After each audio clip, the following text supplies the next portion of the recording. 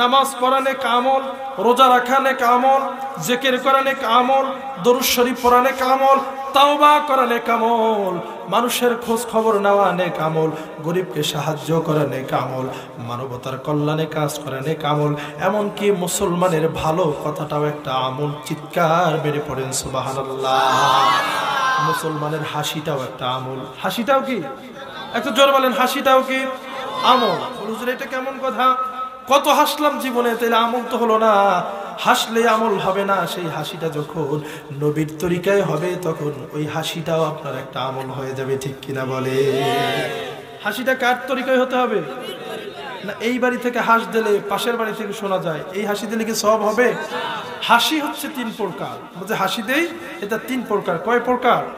একটা হলো কহকহা, আর একটা হলো দাহিকা, আর একটা হচ্ছে তাবাসসুম, একটা হচ্ছে অট্টস্বরে হাসি দেওয়া। এই বাড়ি থেকে খিটখিট করে হাস দেয়, পাশের বাড়ির বাচ্চার ঘুম ভেঙে যায়। আছে না নাই? এই হাসি দেওয়া কি জায়েজ আছে? মাকরুহ। দুই নম্বর হচ্ছে দাহিকা, এমন ভাবে হাস দেয় দাঁতের পাটি চাপাটি সব বের হয়ে যায়। আছে না নাই? এই হাসিও সুন্নাত সমর্থিত নয়। তিন নম্বর যে হাসি সেটা হচ্ছে তাবাসসুম, মুস্কি হাসি দেয়া। কি হাসি দেয়া? এটা হচ্ছে সুন্নাত। এটা কি? আমার নবী মুস্কি হাসি হাসতেন। আমরা কি হাসি দিতে রাজি আছি? আল্লাহ কবুল করুক, পড়ুন আমিন। তাহলে মুমিনের প্রত্যেকটা কাজের মধ্যে নেক আমল, সওয়াবের কাজ আছে না নাই?